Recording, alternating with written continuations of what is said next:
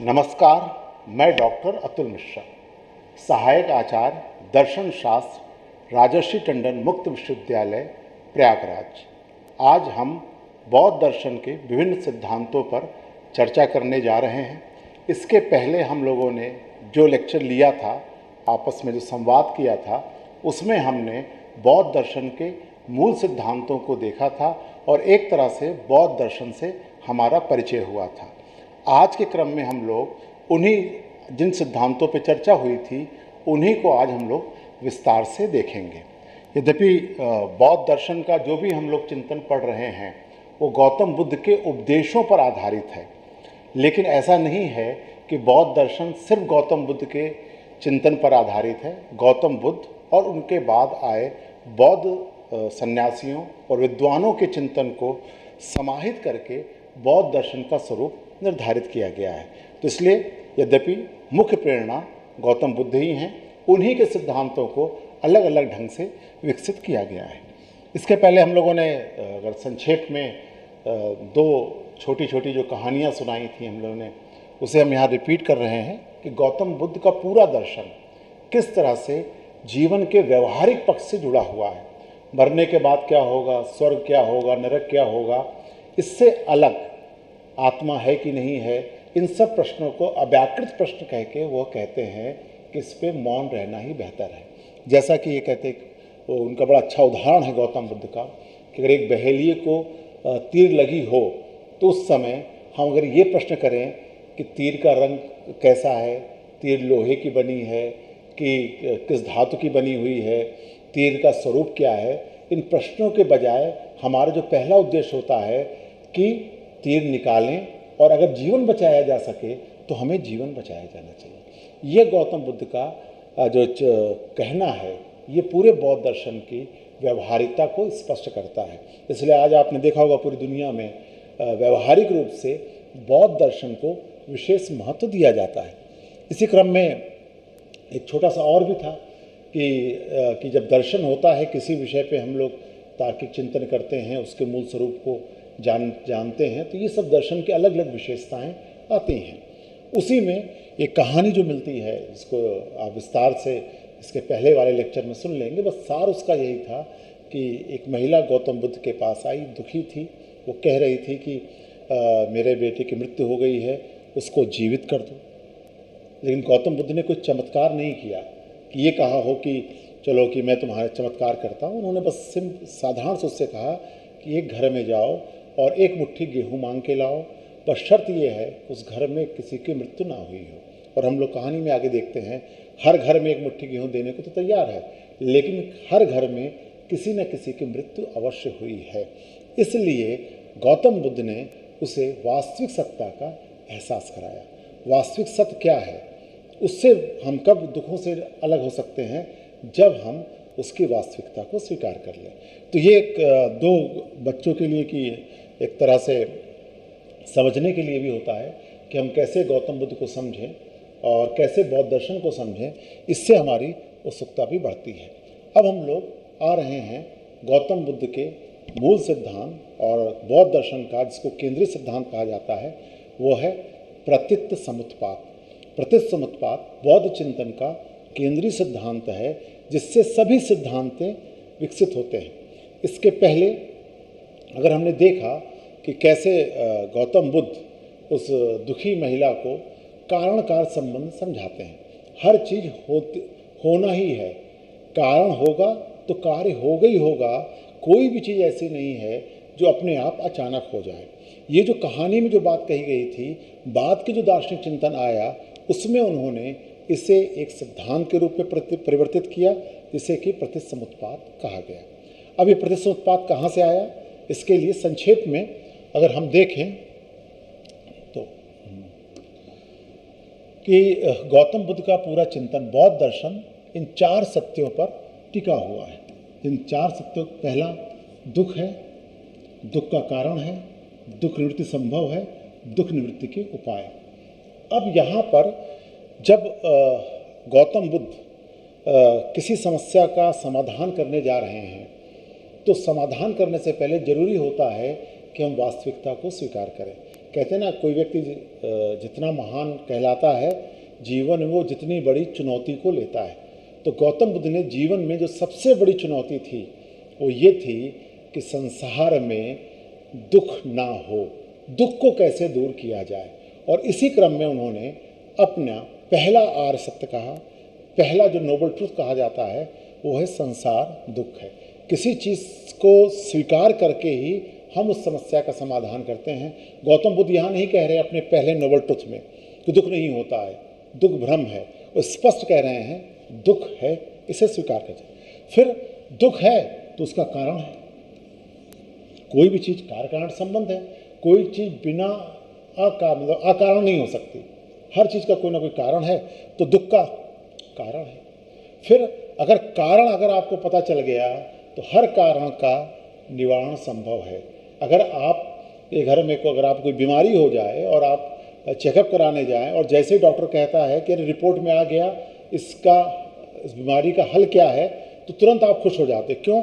कि जैसे ही हमें कारण पता चलता है हम उसके निवारण की ओर आगे बढ़ जाते हैं। तो दुख निवृत्ति संभव है। अगर गौतम बुद्ध यहाँ रुक जाते दुख का कारण दुख है, दुख का कारण है, तो निराशावादी कहा जाता है। नहीं, वो कठोर आशावादी है, उग्र आशावादी है और कहते नहीं दुख निवृत्ति संभव है। चलो ये भी बता दिया, संभावना व्यक्त कर दिया, लेकिन व्यवहारिक मार्ग करते हुए दुख निवृत्ति के उपाय भी बताते हैं जो उनके अष्टांगिक मार्ग में निहित होता है। ये इनके गौतम बुद्ध का जो आर्य सत्य है इसे उसे देखा गया या उसको संभावनाओं को ये माना जाता है। अब अगर हम लोग देखें सामान्य तरीके से कि अब इसी चार आर्य सत्य के आधार पर आगे बढ़ते हैं और इनके दो चार सत्यों से इनका मूल सिद्धांत निकलता है प्रतिसमुत्पाद। दुख का कारण है और दुख दूर इसे दूर किया जा सकता है।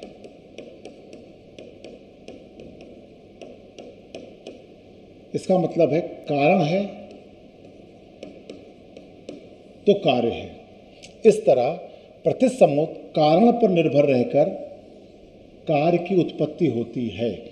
प्रतीत का अर्थ होता है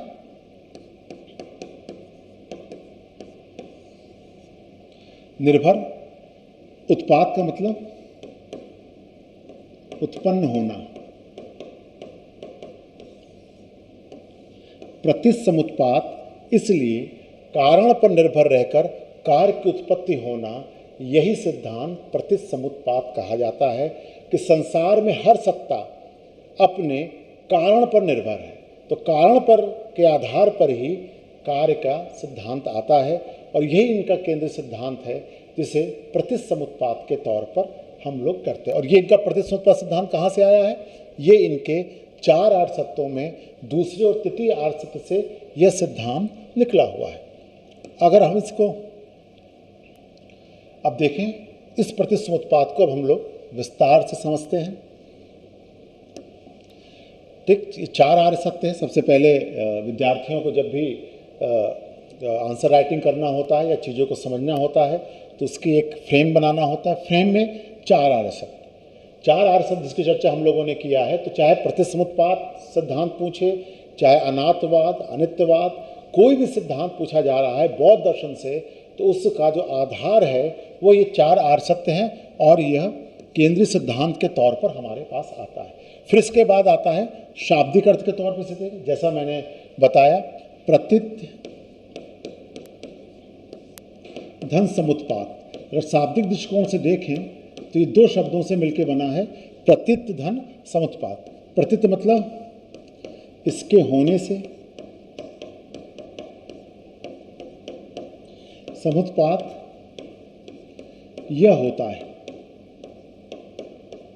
अर्थात इसके होने से यह होता है प्रतिसमुत्पाद। इसका निष्कर्ष क्या है? कारण के होने से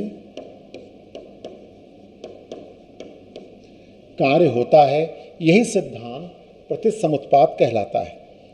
इसको और स्पष्ट तौर से कहते हैं, तीन शब्दों से उन्होंने स्पष्ट करने, तत्ता, अभितत्ता, अंततता। तत्ता कहते हैं कि कारण से ही कार्य की उत्पत्ति होती है। ठीक, फिर अगला क्या है? इसी को जोड़ दे के कहा गया कारण से अनिवार्य रूप से कार्य की उत्पत्ति होती है, किसी अन्य कारण से किसी अन्य कार्य की उत्पत्ति नहीं होती है, ये अनंतता। अर्थात ये जो तीनों चीज़ें हैं, तथता, अवितथता, अनंतता, वो एक ही बात को सिद्ध कर रही हैं, वो है कि प्रतिसमुत्पाद। अर्थात पहला कह रहा है अनिवार्य रूप से कार्य से कारण की उत्पत्ति तथता। अवितथता ये है कि ऐसा नहीं हो सकता है कि कार्य से कारण की उत्पत्ति ना हो, कार्य है तो कारण को व्यक्त करेगा। यही आगे जाके उनका अर्थ क्या कार्य सिद्धांत कहलाता है, जो सत्य सिद्धांत कहलाता है। किसी अन्य कारण से किसी अन्य कार्य की उत्पत्ति नहीं होती है। तो ये पहले हिस्से में जो बौद्ध दार्शनिक हैं उस बात को स्थापित करते हैं कि प्रत्येक कार्य का कोई ना कोई कारण है, प्रत्येक कारण अपने कार्य में अव्यक्त होता है। अब इस क्रम में गौतम बुद्ध का जो उद्देश्य था वो कि ऐसा नहीं था कि कोई दार्शनिक सिद्धांत देना था। उनका सामान्यतः जो उद्देश्य है वो उद्देश्य ये था कि दुख दूर करना। और हमको जैसा कि पहले भी पता है कि गौतम बुद्ध ने किस तरह से अपनी यात्रा शुरू की, घर छोड़ा, परिवार छोड़ा, फिर जंगल में गए, अलग अलग साधना की। साधना करने के बाद वो जब बोधि वृक्ष के नीचे गया में बैठे थे तो तब उन्होंने उसको अनुभूत किया, तब उन्हें ज्ञान हुआ, बोध हुआ। और मैं कभी कभी विद्यार्थियों से मजाक में कहता हूँ कि गौतम बुद्ध ने परिवार छोड़ा, बीवी बच्चे छोड़े, राजमहल छोड़ा, वन में कठोर तपस्या की। कठोर तपस्या करने के बाद फिर ऐसा नहीं कि सिर्फ एक मार्ग को चुना, और वो यहाँ से जब निकले तो उन्होंने अपने शरीर को बहुत कड़ाई से मतलब कष्ट देकर उन्होंने साधना किया, लेकिन उससे काम नहीं बना उनका। फिर वो अलग अलग जो मत मतांतर के लोग थे उनसे मिले। ऐसा नहीं कि अचानक कोई चीज़ उनको प्राप्त हो गई। कभी कभी हमें लगता है ना कि अचानक कोई इल्हाम हुआ या फिर ऐसा कुछ हुआ कि अचानक ज्ञान पैदा हो। नहीं, अचानक ज्ञान पैदा नहीं हुआ था। वो एक निश्चित सतत क्रम था, जिस क्रम को आगे बढ़ते हुए जब उन्होंने साधना की तो उन्हें बोध मिला। तो इतना काम करने के बाद जो उन्हें ज्ञान प्राप्त हुआ है, आगे 15 मिनट में हम लोग उसको समझने जा रहे हैं। और यह ज्ञान है मुख्यतः द्वादश चक्र, यही बोध, दुख निवृत्ति का मार्ग से कहा जाता है। ये 12 कड़ियाँ जिसका कि उन्होंने जानकारी उनको हुई, तब उन्होंने एक तरह से अपने को मुक्त माना। और फिर यही बोध जिसकी जानकारी द्वादश चक्र के तौर पे हुई थी, यही ज्ञान लेकर फिर वहाँ से आए सारनाथ के पास। उनके पुराने वो 5 साथी मिले जिनकी साधना को छोड़कर गौतम बुद्ध आगे बढ़ गए थे। फिर उन्हीं 5 शिष्यों को उन्होंने अपना इस ज्ञान के बारे में बताया। तो अब हम लोग ये देखने जा रहे हैं कि गौतम बुद्ध ने जो द्वादश चक्र का ज्ञान प्राप्त किया था, जिसके कारण वह दुख निवृत्ति के अपने लक्ष्य को प्राप्त कर सके, तो इसमें 12 कड़ियाँ हैं उन्होंने। और एक क्रम में उन्होंने चिंतन करना शुरू किया। और चिंतन शुरू कर देखिए 12 कड़ियाँ: जाति, जरा मरण, अविद्या, संस्कार, विज्ञान, नाम रूप, छड़ायतन, स्पर्श, वेदना, तृष्णा, उपादान और भाव। एक सरल से देखा जाए तो मुख्यतः 2 चीज़ें हैं जहाँ से हम लोग इस पूरे कड़ी को सरलता से समझ सकते हैं। हर व्यक्ति जाति और जरा मरण, इस जो जीवन है, हर व्यक्ति का जन्म होता है, जन्म के बाद वो जरा मरण को वो उसके जीवन में जरा मरण हमेशा रहता है। फिर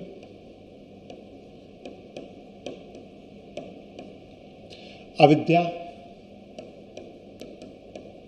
संस्कार, ये उन्होंने द्वादश चक्र कहते हैं कि ये एक तरह से एक चक्र है, जिस चक्र के कारण व्यक्ति उसी में दुखों को आपस में बार बार वो कहते हैं दुख झेलता रहता है, दुख की उसे अनुभूति होती रहती है। तो देखिए अब शुरू कहाँ से होता है? अविद्या। अविद्या के कारण क्या हो जाता है? आपके संस्कार गलत हो जाते हैं। अविद्या, अज्ञानवश हम उन कर्मों करते रहते हैं जो कि करने योग्य नहीं हैं। इससे जो संस्कार बनते हैं, उस संस्कारों की वजह से हमें हमारे में विज्ञान या एक प्रकार से इसे कह सकते हैं चेतना का उदय होता है। ठीक, और विज्ञान के बाद जो अब देखिए यहाँ पे टर्निंग पॉइंट है, अगर इसको हम माने कि विज्ञान एक तरह से जब शिशु का जन्म होता है, जब बच्चे का जन्म होता है, जो चेतन धाराएं हैं, जो चित्त की धाराएं हैं, उसे वो विज्ञान के रूप में प्रयास कर सकते हैं। ठीक, विज्ञान के बाद नाम रूप आता है, जिसको कि वह जड़ नाम रूप, ठीक, नाम चेतन, रूप भौतिक आ गया। फिर नाम रूप के बाद फिर षडायतन, 6 तरह की इंद्रियां, एक मन, एक आंतरिक इंद्रिय हो गई, और 5 वाय इंद्रियां, षडायतन। अगर भाई इंद्रियां होंगी, देखिए जन्म चेतन धाराएं, चित्त धाराएं हैं, जन्म हुआ, फिर नाम रूप जड़ चेतन जो हम लोग मानते हैं वो हुआ, फिर 6 तरह की इंद्रियां हैं तो स्पर्श होगा तो हमें वेदना होना स्वाभाविक है, सुख दुख की अनुभूति वेदना है। वेदना होगी, जब बार बार वेदना होगी तो यह तृष्णा का रूप धारण कर लेगी, बार बार उसी को अनुभूत करना तृष्णा कहलाता है। और तृष्णा के बाद फिर हमारा आता है उपादान। बार बार आप जब तृष्णा में निमग्न हो जाते हैं तो उसे छोड़ना नहीं चाहते हैं, और फिर जन्म लेने की इच्छा होती है, जन्म हो जाता है, तो ये चक्र अपने आप में चलता है। इसको समझने के 2 तरीके हो सकते हैं। एक है अविद्या की वजह से संस्कार गड़बड़ हुए। संस्कार का मतलब यहाँ पॉजिटिव सेंस में नहीं है। संस्कार का मतलब है जो भी आप कर्म करते हैं उससे जो आपका प्रवृत्ति बनती है वो संस्कार के तौर पर है। यही संस्कार के कारण यहाँ जन्म, अब यहाँ पर आपका जन्म हो गया, तो जन्म हो गया विज्ञान स्वरूप। जन्म के साथ ही आप देखेंगे जैसे ही भ्रूण अवस्था, बहुत माँ के पेट में ही रहने से गर्भावस्था में धीरे धीरे उसका शरीर बनता है, रूप बनता है, और नाम का संबंध चेतना से हो गया, नाम रूप आया। फिर 6 तरह की इंद्रियां बनी, बच्चे का विकास हो रहा है, इंद्रियां बन रही हैं। जब इंद्रियां विकसित हो गई तो स्पर्श हो रहा है। जब आंखें हैं तो भाई देखेंगी, तो आंखों से स्पर्श हो रहा है। स्पर्श से जैसे स्पर्श होगा सुख दुख की वेदना होगी, बार बार हम वेदना को महसूस करना चाहेंगे तो तृष्णा होगी, और जब तृष्णा बहुत बढ़ जाएगी तो उपादान का बड़ा अच्छा उदाहरण उन्होंने दिया। जैसे आपने चेन स्मोकर देखे हैं कि भाई जैसे पहली बार सिगरेट पिया तो सुख दुख की अनुभूति हुई, वेदना हुई, लेकिन बार बार मन कर रहा है आपको सिगरेट पीने का, तृष्णा, किसी विषय के प्रति गंभीर आसक्ति हो जाए, तृष्णा कहलाती है। लेकिन तृष्णा अगर बढ़ जाए तो जैसे नशा करने वाला चेन स्मोकर हो जाता है, उसी तरह जीव इस संसार में रहते हुए वह विषय में चिपक जाता है, उपादान। इसका बड़ा अच्छा उदाहरण उन्होंने दिया है। जैसे गुड़ में चींटी चिपक जाती है, गुड़ को मर जाएगी लेकिन गुड़ को छोड़ेगी नहीं, उसी तरह जीव इस संसार में अपने को इतना जकड़ लेता है कि उसको छोड़ता नहीं है, और उसमें वो मरना नहीं चाहता, जीवन छोड़ना नहीं चाहता। इसलिए जन्म लेने की बहुत इच्छा, तो ये भव हो गया। और जब भव हो गया, जन्म लेने की बहुत इच्छा थी, आपका जन्म हो गया तो जरामरण हो गया, और फिर जरामरण में आप झेल रहे, फिर अविद्या, फिर संस्कार, और इस तरह ये एक निश्चित क्रम लगातार चलता जा रहा है। और पुनरपि जन्मम पुनरपि मरणम, जैसा कि वेदांत में कहा गया वही है कि बार बार यहाँ पर, और इसी को इन्होंने 12 कड़ियाँ हैं, और भूत वर्तमान भविष्य, इसमें तीनों, भूत भी वर्तमान भविष्य, ये आपका वर्तमान चल रहा है। यहाँ से यहाँ तक जो आप कर रहे हो, ये इस जीवन में आप कर रहे हो। आपका यहाँ जन्म हुआ और अंत तक आपका ही जीवन चलता है। जब ऐसा होता है तो जन्म मरण हो जाता है, भविष्य यही आ जाता है। और ये जन्म क्यों हुआ था? क्योंकि आपके पिछले जन्म में अविद्या के कारण संस्कार गड़बड़ थे। यही गौतम बुद्ध की बोधि है, जिसका ज्ञान उन्होंने पूरी दुनिया को दिया, और इस ज्ञान का जो चिंतन है वह भी आगे उनके दर्शन में भी अव्यक्त होता है। और यही वो सिद्धांत है जिसके कारण संसार में बौद्ध दर्शन और गौतम बुद्ध को प्रतिष्ठा मिली।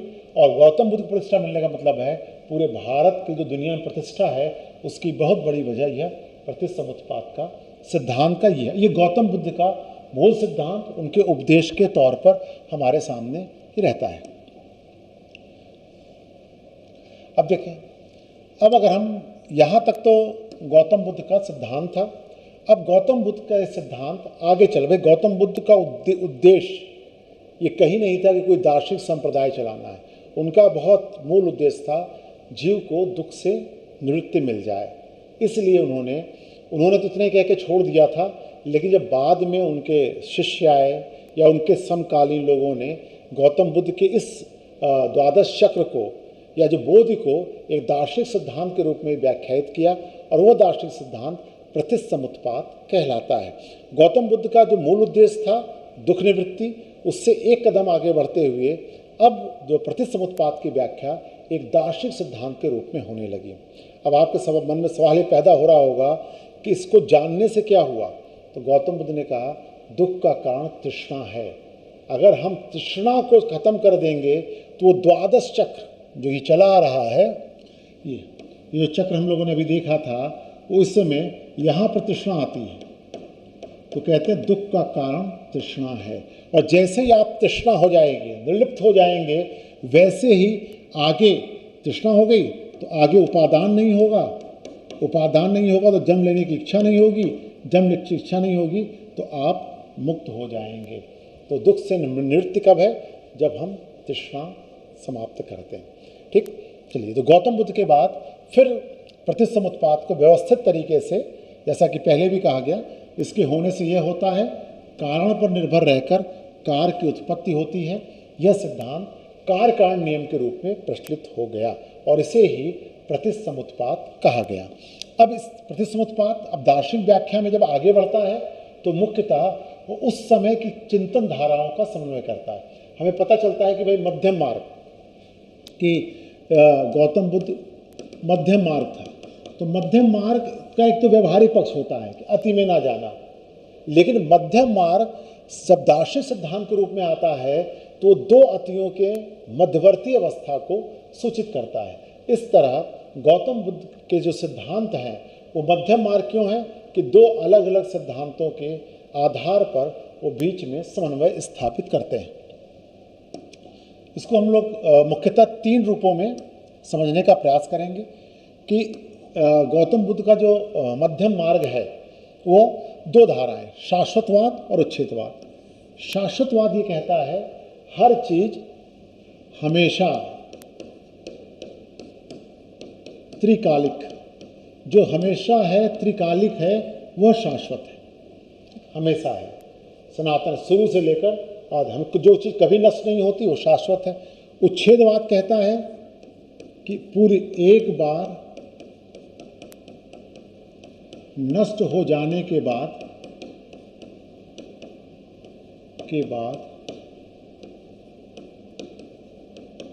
कुछ भी शेष नहीं रहता।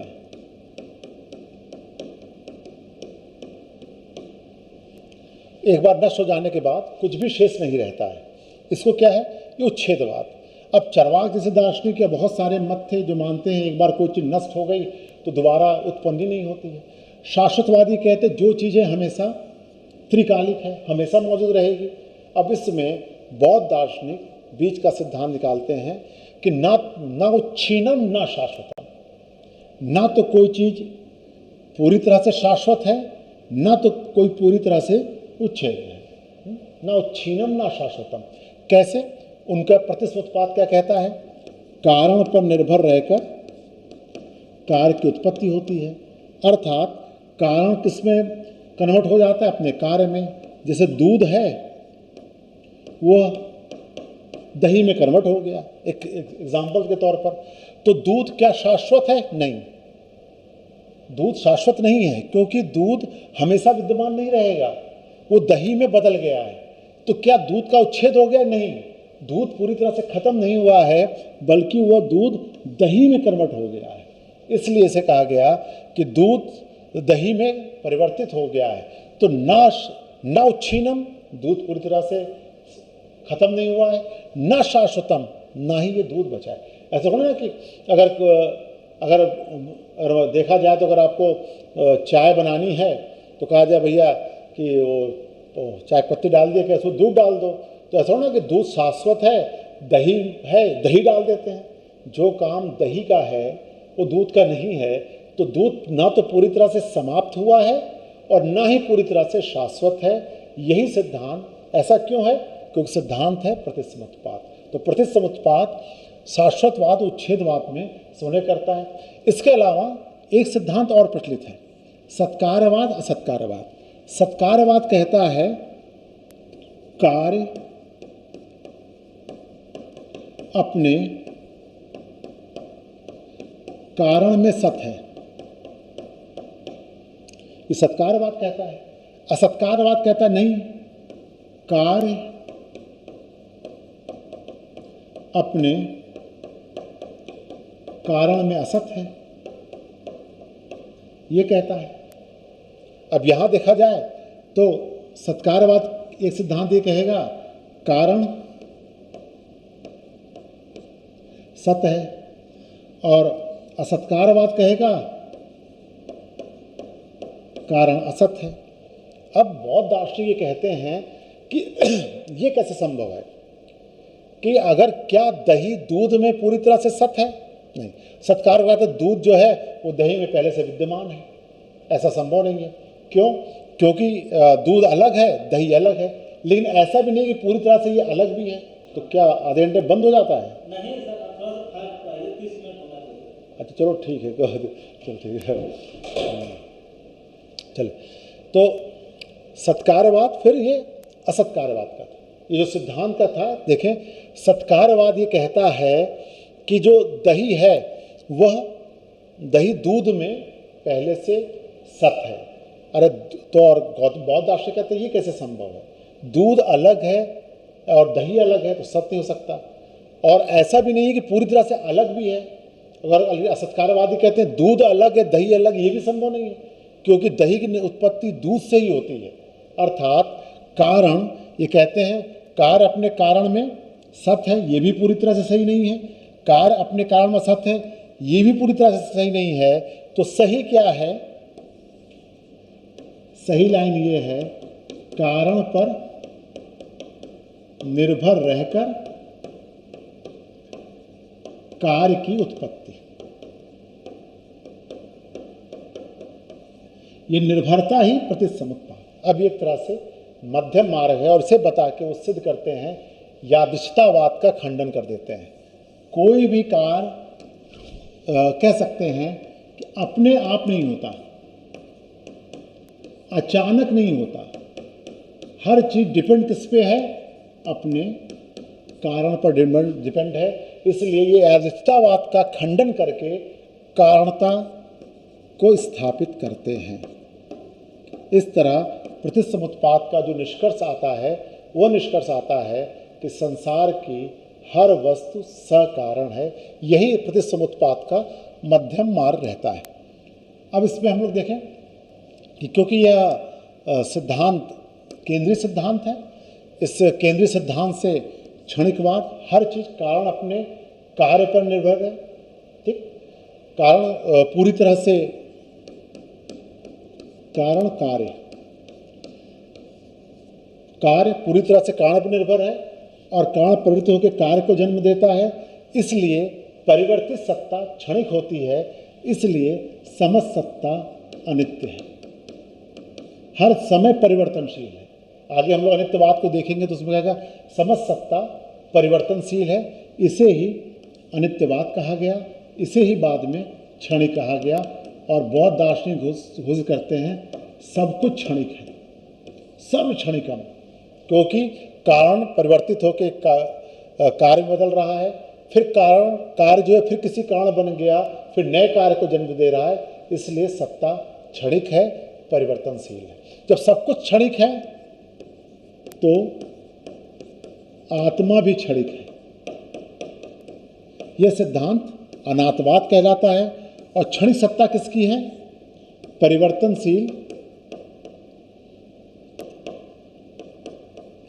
परिवर्तनशील विज्ञानों की है।